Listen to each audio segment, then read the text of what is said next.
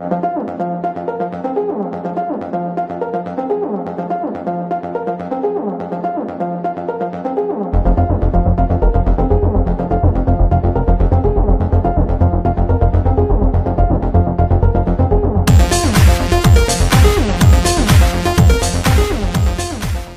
علیکم، کیسے ہیں آپ لوگ؟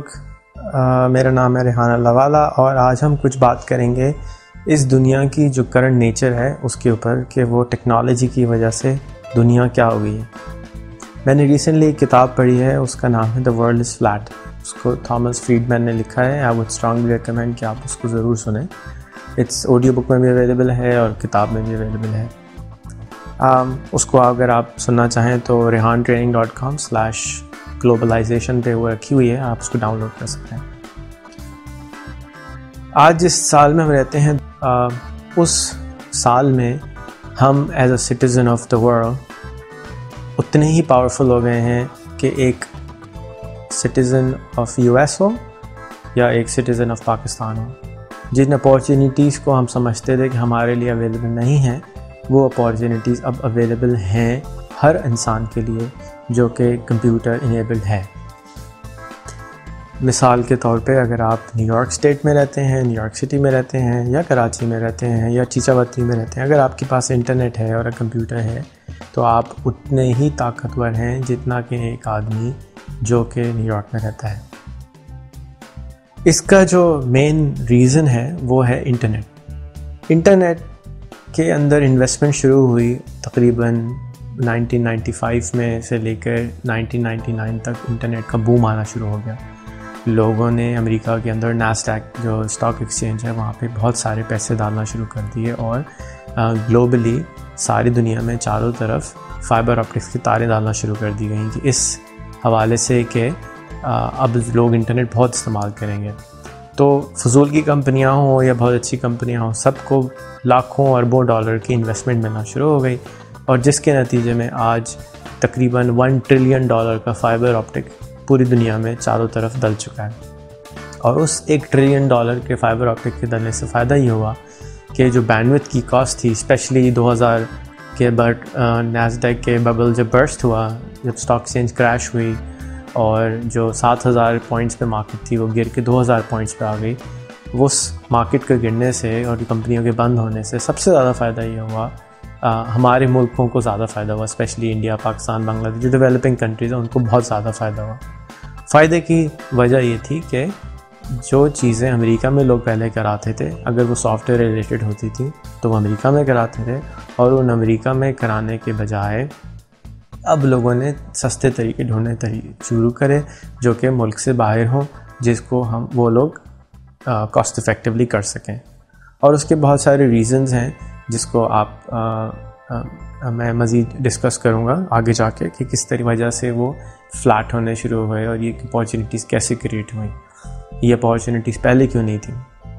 اس کا سب سے بڑا ریزن جو میں نے بتایا کہ وہ انٹرنیٹ ہے، اور انٹرنیٹ کے اس $1 ٹریلین کے انویسٹمنٹ کے ہونے کے بعد اور ایسے ٹولز جو ہمارے پاس آئے جیسے اسکائپ ہے، تو فرق نہیں پڑتا تھا کہ آپ امریکہ میں رہتے ہوں یا آپ انڈیا میں رہتے ہوں، اور آپ بات آرام سے مفت میں کر سکتے تھے یا بہت لو کاسٹ کر سکتے تھے، جس کی وجہ سے بڑی بڑی کمپنیز اسپیشلی جو تھیں انہوں نے آؤٹ سورسنگ شروع کر دی ایسے کاموں کی، جو کہ کوئی بھی ایسا کام جو کہ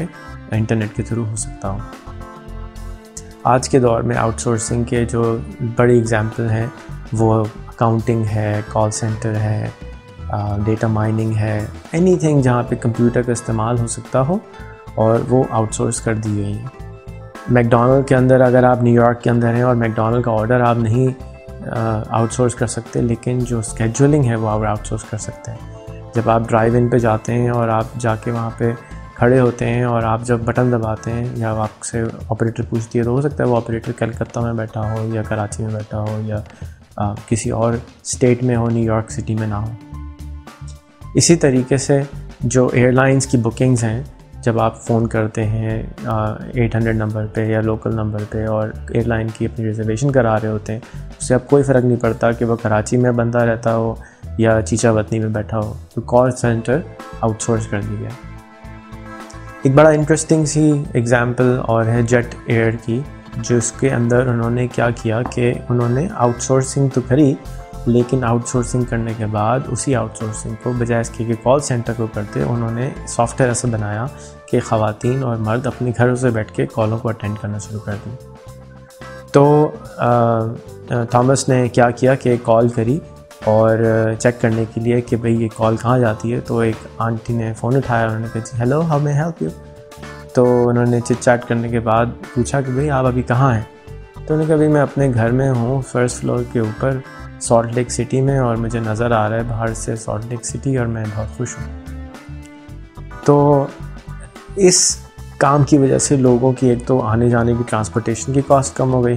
اس کے علاوہ لوگ زیادہ خوش ہوئے کہ اپنی فیملی کے ساتھ وہ لنچ کر سکتے ہیں، کوئی اور مسئلہ ہو تو ان کو اٹینڈ کر سکتے ہیں، تو لوگ زیادہ ریلیکس ہونے کی وجہ سے گھروں سے پروڈکٹیوٹی بجائے کرنے کے اوپر جانا شروع ہو گئی۔ یہ ہو گئی with in the country out sourcing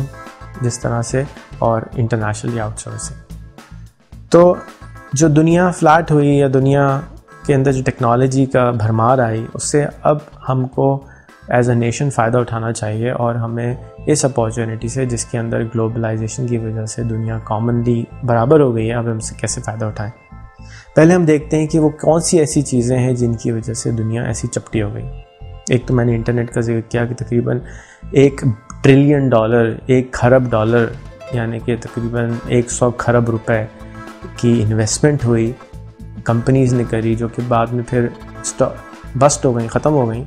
اور لیکن وہ کمپنیز پہ زیادہ تر جو ہیں اب وہ انڈین کمپنیز نے، جیسے ٹاٹا نے خرید لی، اور بھی ادارے ہیں انٹرنیشنل جنہوں نے ان کو خرید لیا، اور زیادہ تر اب وہ امریکن اونڈ بھی نہیں رہی۔